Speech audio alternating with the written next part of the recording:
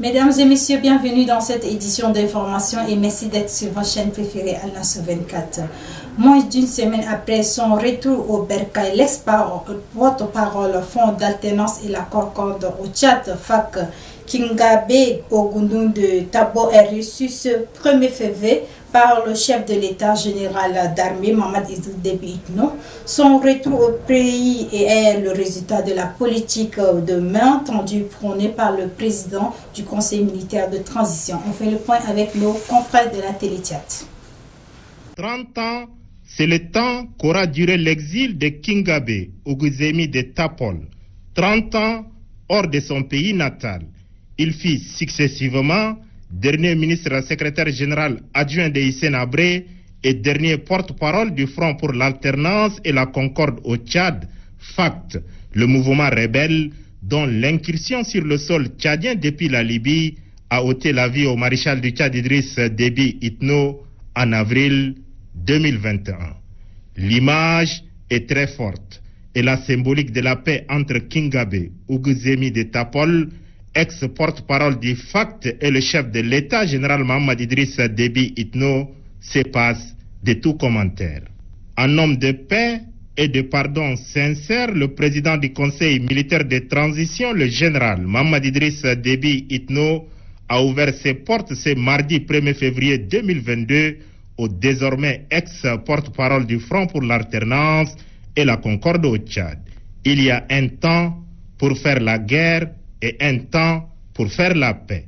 Et cette paix, le général Mohamed Idriss Déby Itno l'avait définitive pour le Tchad, d'où sa permanente main tendue à tous ceux qui, d'une manière ou d'une autre, ont pris les armes contre les institutions républicaines. J'ai toujours dit que le jour où je mettrai le pied au Tchad, c'est pour venir faire résonner les clochers de la paix.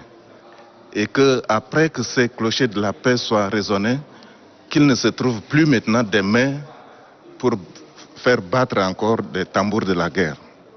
Et même s'il se trouve encore quelques mains isolées pour battre le tambour de la guerre, elles seront inaudibles. Je suis pleinement satisfait de ma rencontre avec le chef de l'État. Le chef de l'État, général Mohamed Idriss Déby Itno, a souhaité un bon retour à son compatriote et l'a encouragé à apporter sa pierre à l'édification de la transition en cours. En direction de mes amis, mes anciens camarades, ils peuvent le constater par eux-mêmes. Le Tchad appartient à tout le monde. Je pense qu'il est temps pour se parler et faire la paix. Pour la paix, je crois qu'un homme doit faire tout ce qu'il est en son pouvoir. Il n'y a rien qui est au-dessus de la paix. Juste 6 jours après son retour au Bercail, Kingabe Oguzemi de Tapol est reçu au palais de la République par le chef de l'État, le général Mohamed Idriss Déby Itno. C'est dire que le Tchad a besoin de l'apport de tous ses fils et aucune compétence n'est de trop. Pour honorer nos forces de défense et de sécurité, l'Alliance de la société civile a organisé une cérémonie de reconnaissance ce 2 février 2022 au palais du 15 janvier. Une cérémonie qui a vu la présence du vice-président du Conseil militaire de transition, Djumadoumou Diraina. On fait le point avec Zeneba Clémence. Cette cérémonie en honneur des forces de défense et de sécurité a vu la présence des militaires, les chefs traditionnels, les personnes vivant avec un handicap, les veuves, les orphelins et plusieurs invités. Le président du comité d'organisation, dans son mot de bienvenue, a salué l'effort du président du conseil militaire de transition. Le coordinateur de la dite association, Abaka Mamad Abdallah Borgo, appelle la population à soutenir davantage le Conseil militaire de transition pour leur travail en faveur de la paix et la sécurité et d'apporter également leur soutien de tout genre aux personnes vulnérables. Les membres de l'association Alliance de la société civile ont adressé une motion au chef suprême. Considérant la désignation à l'unanimité du général Mohamed Idriss Déby Itno pour présider à la destinée du Conseil militaire de transition. Considérant l'engagement solennel du président du Conseil militaire de transition, président de la République, chef suprême des armées, de conduire le Tchad dans une transition apaisée et réussie. Considérant que depuis cette déclaration jusqu'à nos jours, on note avec satisfaction une vraie accalmie, car il n'y a pas d'opération militaire engageant nos forces de défense et de sécurité pour défendre le territoire. Considérant la paix ainsi retrouvée dans un laps de temps, nous, Alliance des organisations de la société civile, affirmons notre indéfectible reconnaissance au chef suprême des armées pour son efficacité, son leadership et ses multiples efforts à faire du Tchad un pays paisible, engagé vers son développement économique et social. Notons que la cérémonie a pris fin par une remise de reconnaissance au vice-président du Conseil militaire de transition. D'une cérémonie à une autre, cérémonie de lancement de l'atelier de l'évaluation de la maturité de la capacité de cybersécurité pour la nation. À l'hôtel Radisson Blu, ce 1er février, la cérémonie a réuni plusieurs experts venus de différents horizons ainsi que le ministre des Postes et de l'économie numérique, Dr Idriss Saleh Bacha. Reportage Ahmad Moussa Khalil. Sur l'évaluation du modèle de maturité de la capacité de cybersécurité pour les nations permettra aux internautes d'une manière générale de rester connectés pour le travail, les transactions bancaires, les loisirs, les affaires, les nouvelles et pour le contact avec ses proches, ce qui est devenu une nécessité pour les Tchadiens et partout ailleurs dans le monde. Pour le président du comité d'organisation, par ailleurs directeur général de l'ANSIS, M. Fadul Nassour Mohamed Nassour Abdoulaye, a relaté que la cybersécurité est en définitive un pilier incontournable de notre vie quotidienne. C'est un honneur pour moi de vous accueillir à l'occasion de l'ouverture de cet atelier portant sur l'évaluation de la maturité des capacités de cybersécurité du Tchad, atelier co-organisé par le ministère des Postes et de l'économie numérique et l'Agence nationale de sécurité informatique et de certification électronique ANSIS.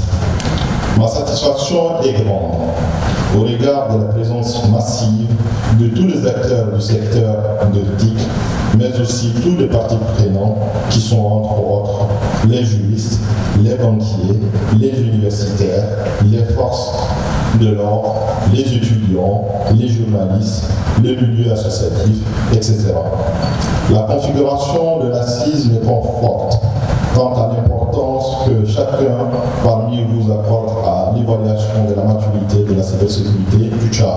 Quelques experts ont présenté les objectifs de l'évaluation de la capacité en cybersécurité pour les nations. L'évaluation de la maturité de la cybersécurité, suivie de l'élaboration de la stratégie nationale de cybersécurité, permettra au Tchad de disposer pour la première fois de son histoire d'un document stratégique dans ces domaines conformes aux normes internationales, assorti d'un plan d'action structuré qui prend en compte toutes les dimensions de la problématique telles que recommandées par l'Union internationale des télécommunications. Il faut savoir que l'ANSIS est un établissement public à caractère administratif doté de la personnalité morale et d'autonomie financière. Elle est rattachée à la présidence de la République. Sans les travaux de ce ASIS, le ministre des Postes et de l'économie numérique, Dr Idriss Saleh Bacha, a affirmé que l'élaboration de ce instrument devient en définition pour le Tchad et que tous les paramètres de ce pays doivent être pris en compte. Il est au micro de Ahmad Moussa Khalil. Suivez. Dans un monde unifié, un monde qui, grâce au numérique, est plus particulièrement ouvert, avec plus d'opportunités, mais qui doit faire face aussi à de nombreuses menaces. Les opportunités, vous les connaissez mieux que moi, sont la création d'emplois, de la richesse, simplification de l'administration, les débats publics et engagement citoyen. Cet outil a permis aussi de faciliter l'accès à la culture. Mais nous ne cesserons d'essayer tous, vous, les partenaires techniques, les entités et les gouvernements, pour les dessaisir. Les menaces, non plus, vous les connaissez, je crois, et je l'espère bien. Ce qui est sûr, personne ne les ignore. Ces menaces sont mouvantes, protéiformes, liées de plus en plus au détournement du numérique par des individus malveillants et des organisations criminelles ou terroristes. Nous devrons y répondre avec une très grande lucidité, avec les moyens adaptés. C'est à cet effet, en 2015, suivant l'approbation de Malabo, le gouvernement de la République du Tchad a adopté plusieurs lois, et particulièrement la loi 09 portant sur la cybersécurité et la loi qui a permis de créer aussi l'Agence nationale de sécurité informatique qui est la loi 06. Tout cet artisanat juridique, c'est pour répondre aux problématiques de la cybersécurité. Les cyberattaques peuvent alors avoir des effets dévastateurs et sont susceptibles de désorganiser les activités vitales de notre pays, déstabiliser les entreprises, de vampiriser leur savoir-faire. Non simplement les entreprises, mais quand on prend le contexte tchadien, ces cyberattaques peuvent déstabiliser du point de vue social aussi, ce qui n'est pas à perdre de vue lors de vos échanges. La conséquence directe est alors la destruction de nombreux emplois, de la valeur industrielle et culturelle aussi. Alors qu'une société, plus encore massivement connectée, émerge, il nous faut aller vite, aller plus loin et bâtir une stratégie pour notre cybersécurité. Mesdames, Messieurs, distingués invités, nous sommes réunis ici pour conduire un état d'idée essentiel des aptitudes de notre pays à faire face aux cybermenaces, à les prévenir, à les détecter et à les... Sur ce, prend fin cette édition d'information. Mesdames et messieurs, merci pour votre aimable attention. Très bonne suite de programme sur Anla sur 24 et à très bientôt. Au revoir.